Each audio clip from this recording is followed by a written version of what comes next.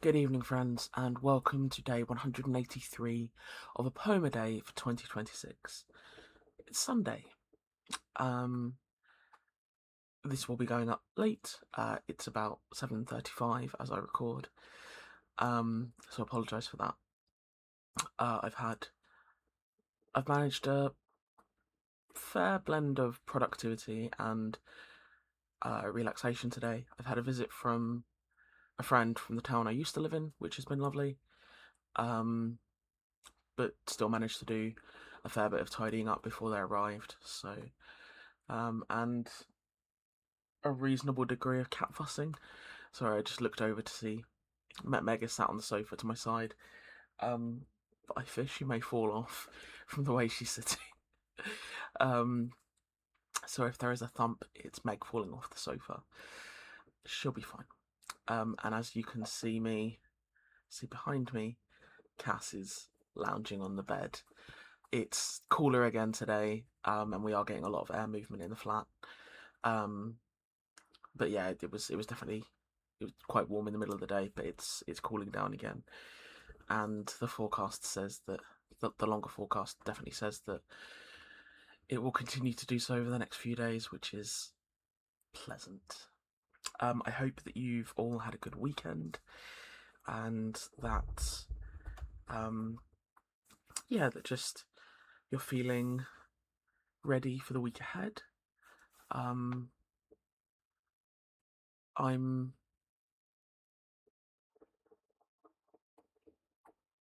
I have feelings about the week ahead.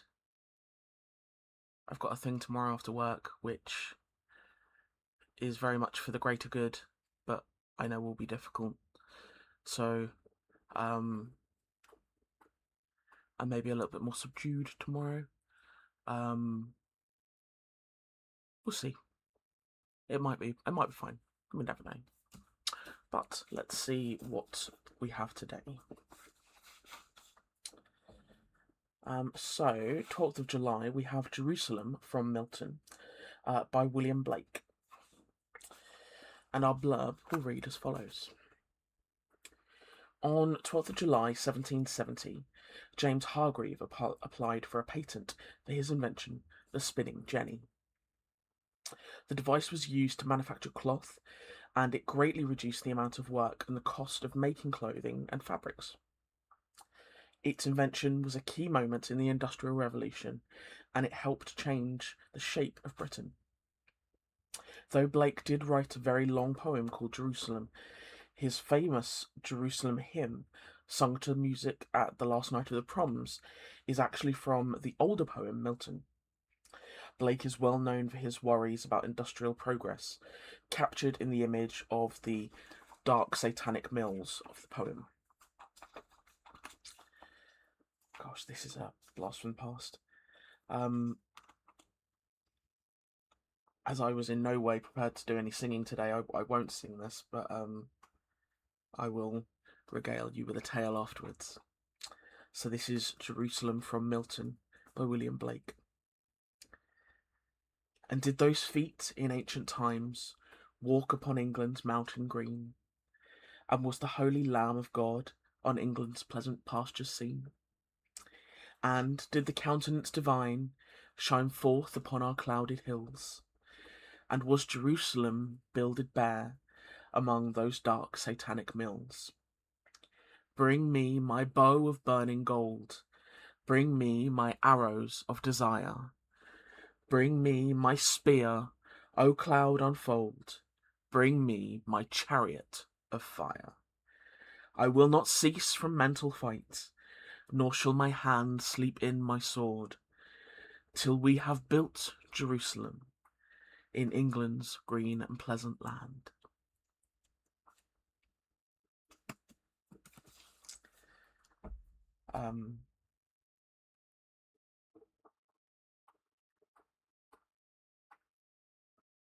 That has drawn me back to year 9 of secondary school.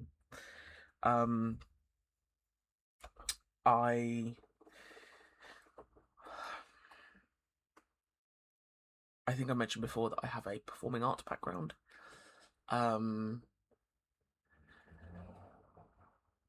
I didn't take music at GCSE, um,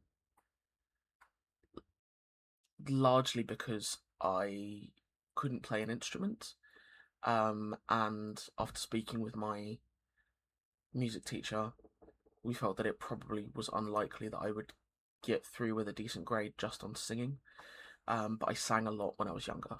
Um, I wasn't the most fantastic singer, but I could carry a tune very well. I can still sing okay now, although my range is greatly altered than what it was when I was younger. And as such, I was part of my secondary school chorus. Um, and we were part of a secondary school showcase. Um, and I can't remember if there were more songs, but the only song I remember was Jerusalem. Um, and we performed in, I believe, the NIA in Birmingham. It was either the NIA or the NEC, and I don't think it was a big enough event to be at the NEC. I mean, the NIA is still flipping massive. Um, and I would, a few years later, end up around the same time seeing Linkin Park there with my best friend at the time. Um, but yeah, or it was neither of those venues, and it was just a very big concert hall. Lots of holes in the memory, but the the performance was a thing. Um, we performed it in front of the school in preparation, um, and yeah, we took part in this showcase. Like, it wasn't a competition; it was just a secondary school showcase. Lots of different choruses and choirs coming together, um, and yeah, I remember singing those verses over and over and over to memorize them and get them cemented in there. Which is why, as you may have noticed, I was largely reading off book. um, it's a rarity that I am off book with any of the work that we share in these videos, but yeah, it's still quite firmly ingrained, and I can still remember the tune very clearly. Um, but I have neither prepared myself vocally to sing. I do have a number of warm ups, or have I hydrated enough to probably sing without doing myself some damage? Um, but yeah, uh, I used to have a rather impressive range when I sang. I think on a piano keyboard, I believe I had from, I think I was from low C to top A. Um, Obviously, like, I probably not all in one song, but that was the range of notes I could hit. Now I very much do sit more at kind of baritone level. I can still hit some higher notes, but it definitely doesn't sound as good or as consistent. Um, I've always had a deeper voice, and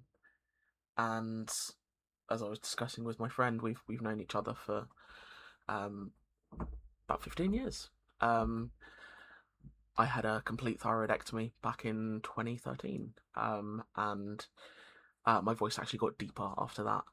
Um, so yeah, it was one of the things that the consultant told me. He was like, "Your voice may drop as a result of this surgery," and I was like, "You're kidding me?" And he was like, "Afraid not," and I was like, "Okay." Um, and yeah, so this is this is what we're dealing with. I don't mind it. I It carries well. Um, I can commentate sports with this voice. I can I can read you all poetry and stories, and yeah, it serves me well. But yeah, um, that's my accompanying tale for today's piece. I do find it quite interesting how I'm able to find some surprisingly relevant facets of my life to go with the very wide swath of poetry that we read through each day.